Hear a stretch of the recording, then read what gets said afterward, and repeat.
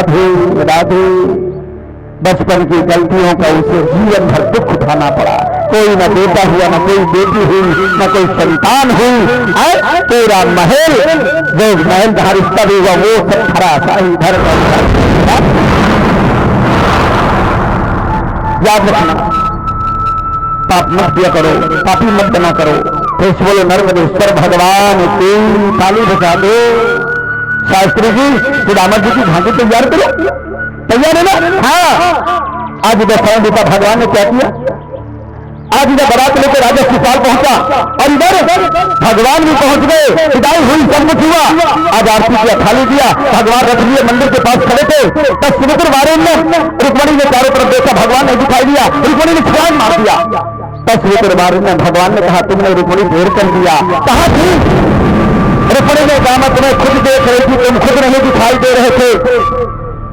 आज भगवान कृष्ण ने कहा अरे बाराती तुम्हें मैं अकेला, क्या तो चाहती मुझे इनसे पिटवाना? मुझे इनसे पिटवाना चाहती है? इसलिए मैं चुपचाप छिपा था, मैं दिखाई नहीं देता।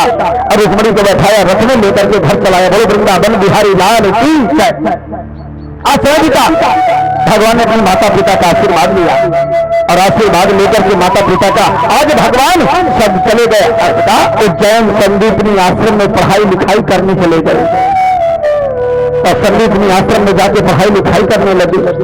वहां पे सुदामा नाम का एक बालक था और वहीं भगवान कृष्ण की सुदामा की दोस्ती हो गई। ताली बजाओ। सुदामा भगवान कृष्ण की दोस्ती हो गई। अरे बरसने दो, पानी से क्यों ध्यान दे रहे हो? हाँ, बरसने दो, कुछ नहीं बिगाड़ पाएगा। अब तो क्या बिगाड़ लेगा?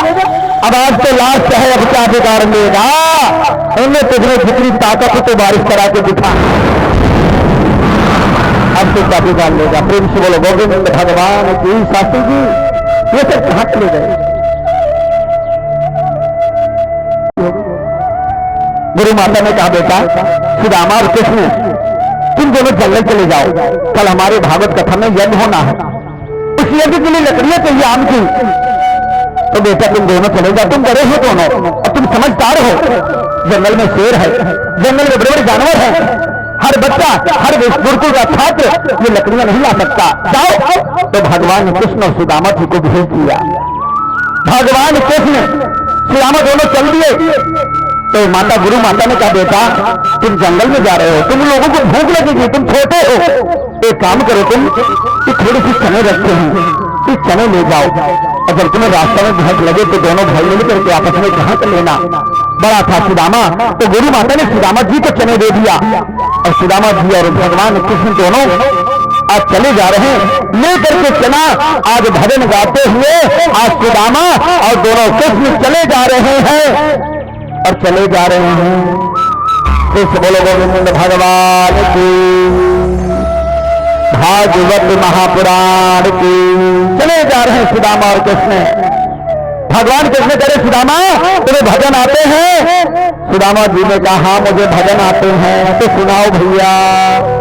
मिलन सात दिन का हमारा तुम्हारा, मिलन सात दिन का हमारा तुम्हारा, रही जिंदगी तो मिलेंगे दोबारा, रही जिंदगी तो मिलेंगे दोबारा, मिलन सात दिन का हमारा तुम्हारा।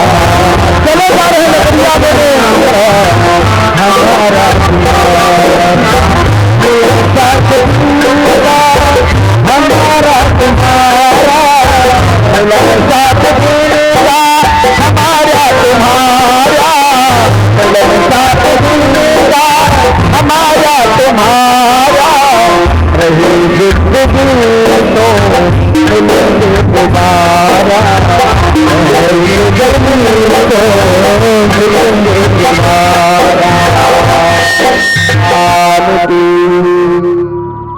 आज बेटा सुदामा जी भजन करते कर सुनाते चले चले जा रहे हैं और गए आम की लकड़ियां चने।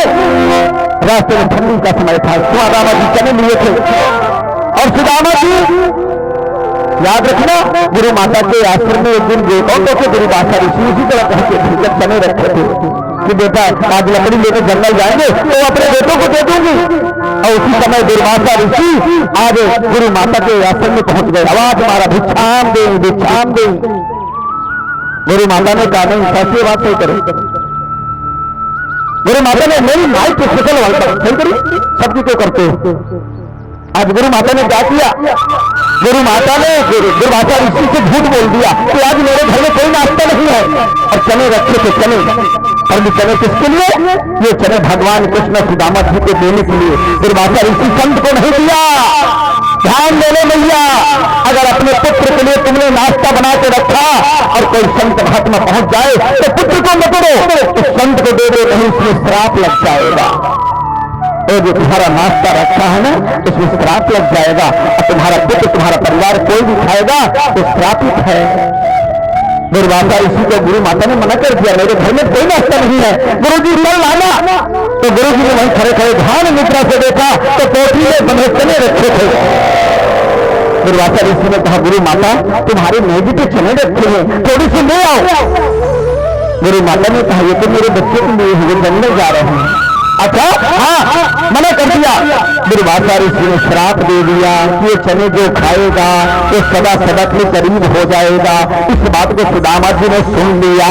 हाँ, अरे सुन ले भैया, इस बात को सुदामा जी ने सुन लिया, और सुदामा जी ने जैसे सुन लिया तो सुदामा जी ने क्या कहा भैया, सुदामा जी ने कहा, भगवान कृष्ण को मैं चना खाने नहीं दूंगा, नहीं तो भगवान कृष्ण भी सदा सदा के करीब हो जाएगा।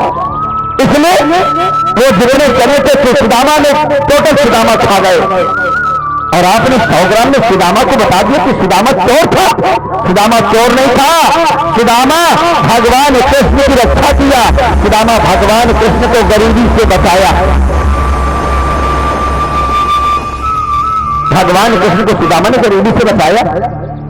सुदामा ने सोचा कि अगर दोनों भाई गरीब हो जाएंगे, दोनों भाई गरीब हो जाएंगे तो फिर हमारे उद्धार कौन करेगा।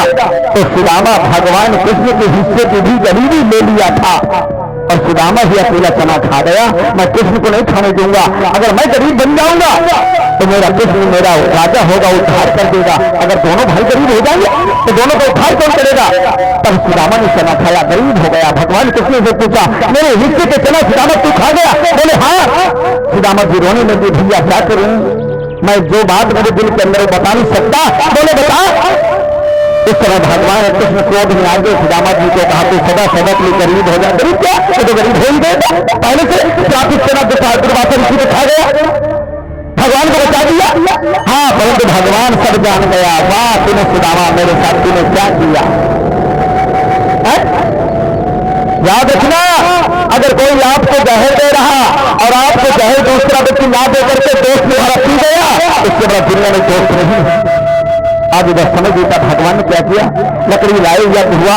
कल यहाँ यज्ञ होगा, यज्ञ होगा 8 बजे से 10 बजे तक का प्रोग्राम होगा, और हवन यज्ञ में सब लोग आना, और इसके बाद यज्ञ के बाद बढ़िया विशाल भंडारा होगा।